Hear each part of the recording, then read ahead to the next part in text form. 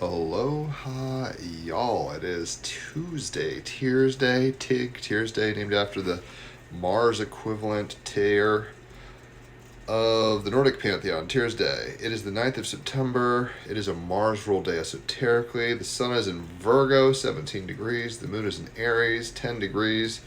Sun and Mercury are conjunct by 4 degrees. Those are both opposite North Node in Pisces. Saturn retrograde, conjunct Neptune in retrograde. Fun times for all. Mars is opposite Chiron. Pluto's trining Uranus. Jupiter, Black Moon Lilith, and the North Node are all in a grand water trine. Mars is squaring Jupiter. Pluto's squaring Chiron. I don't know if I said that. I'm just kind of repeating myself. So anyway, a lot of energies going on. The cards we pulled for the day, this Tears Day, are the 9 of Swords, the 7 of Cups, and the stone is malachite. So, the 9 of Swords, if you're an air sign, if you're a Gemini, a Libra, or an Aquarius, you yourself are an air sign. It's the mind, the mentality. Right, and the 9 of Swords is as follows. Maybe I did a little more light. There we go. 9 of Swords. Investigating your psychological turmoil, questioning your fears, and understanding where they come from. Nightmares and illusions. No, you are not alone in this feeling. You are not alone. On page 138, 9 of Swords. I perceive danger everywhere. And it sure feels like, whether it's geopolitical, economic, spiritual, whatever, everything is just kind of getting more and more ratchet. We're not alone in this feeling. Perceived danger everywhere. There are times in our lives when we have a deeply distressing experience which totally shocks our system, leaving us ungrounded, raw, frightened, and vulnerable to stressful feelings of pervasive threat. These feelings are compounded and easily triggered if we are on edge as a child, catalyzed by an environment of insensitivity and threatening behavior from major caregivers or role models. The 9 of Swords depicts a naked woman kneeling, hands clutching her head in terrible anguish.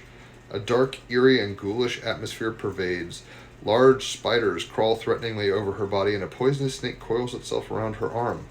The carcass of an ancient tree hovers above her, its branches contorting into the evil faces of witches. It's a menacing, organic phantasm. Danger is everywhere, lurking in the shadows. Right, when you're afraid and you're in the dark, everything is a serial killer or a monster or whatever. It's like that kind of energy. Oh my gosh, what is that? Oh, I'm gonna die. The Swiss psychoanalyst Carl Jung drew attention to the, quote, shadow, the part of ourselves which is disowned, hidden from conscious awareness. It stores the imprint of frightening and unacceptable experiences. These imprints get released from the unconscious into the content of our dreams at night, creating wild, bewildering nightmares which elicit fear, terror, anxiety, disgust, guilt, shame, despair, sadness, all symbolic manifestations of the shadow.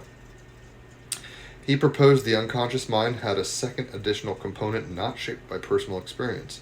This is known as the collective unconscious, the reservoir of material we all inherit as a tribe, nation, and world being.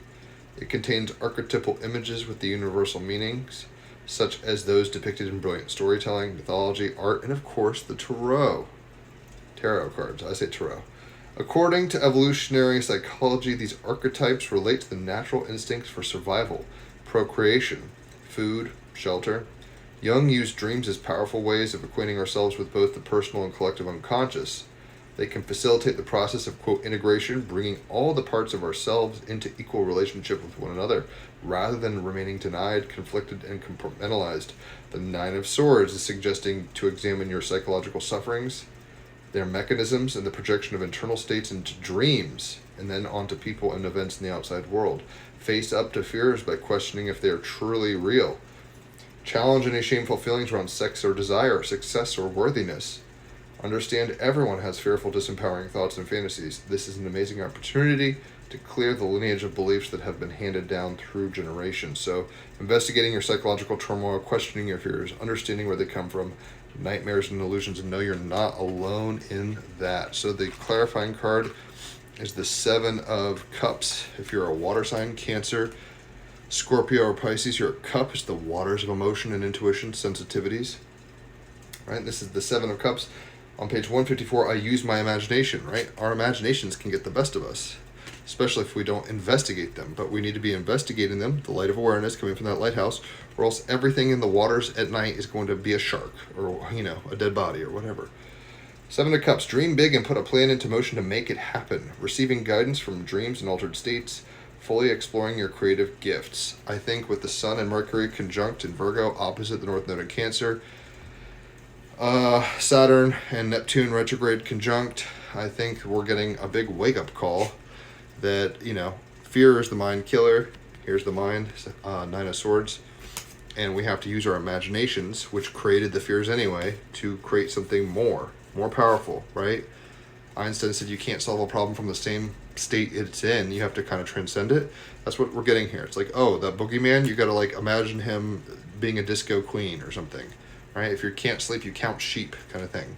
So we're going to have to use our minds that can unconsciously work against us consciously towards us, right? So it's an alchemical kind of power here, superpower. With the moon in Aries, we feel good about taking action. The last card is coming from the crystals, the stone deck. You can quantumly entangle with this. You don't have to actually own it, but +5 points if you do. Malachite. What it is, with its trademark acid trip swirls, money green malachite is an electrifying mesmerizer with a high copper content. Always good for moving energy and making things happen. Moon in Aries, Venus in Leo. Who needs it? The overflowing in creativity but lacking in follow through. The all business all the time set. Where to put it if you're trading crypto, writing television pilots, or starting up the next tech giant? Try some malachite in your workspace. When to use it? When the concrete jungle has you disconnected from the earth beneath it. When you've just got to have the money, the power, and all the glory. Come at it with a heart forward, sustainable energy, courtesy of malachite. It says claim your success. How do we claim what's ours, right? How do we move past the darkness in ourselves and in the collective towards something we would rather prefer? Well, we're going to have to investigate. See these waters? He's not just, sinking to the bottom and saying, woe is me. He's swimming around and saying, what is that little light over here? This little light of mine, I'm going to let it shine. That shining awareness is the malachite, is how we claim our success. But we have to bring the flashlight of awareness to the darkness, which might not be comfortable, fun, or easy all the time, but usually the things we're afraid of, if you're afraid of it, you're trying to run from something, and it's like that, it's got that power over you. But if you confront these things, you either see what it is fully in a clearer light, emotionally, or you realize how much your imagination was working against you, disempowering you from your actual success. So either way, it's probably wise to confront your fears as opposed to avoid them. And I was preaching to myself just as much as y'all, trust. Because it's a crazy time. Like, where do you put your money? Why go to college? AI is taking over. Governments are crazy and doing what they want. The list goes on and on and on. But we have to say, oh my gosh, my mind is not actually going to understand what's going on past a point. My heart and my imagination are even the source of my mentality to a large degree, and our success comes from overcoming our limitations, self-imposed or other imposed, quote unquote, and shining on like little crazy diamonds we are in the dream that is. So if this has made any sense or resonated, obviously tag people, share it, whatever's clever, leave a tip, dare I say, holler for a reading. 5-star reviews, it's top shelf shit. An hour of cards is $50, and I'll pull like 5 tarot cards and 5 oracle cards, so you get a whole dissection of a topic or a general vibe check. Astrology is 3 hours, and it's $150. That's a lot of kind of archetype correspondence awareness, kind of it's like a 101 for a while, and then we go into your chart. It takes 3 hours, 2 or 3 hours, and you won't have to go to an astrologer after that. You can basically geek out on it yourself. That's $150. If it's your birthday, it's half off either or both of those, and if you refer somebody to me, it's half off on a card reading for you. So plenty of ways to benefit there. Obviously, check out the Team Rabbit Hole podcast, 321 episodes at the moment. Great conversations with interesting people, famous people, normal people, friends, strangers. We're all friends on Team Rabbit Hole after the episode. But yeah, I'll post that most recent episode in the comments. Check it out if you dare.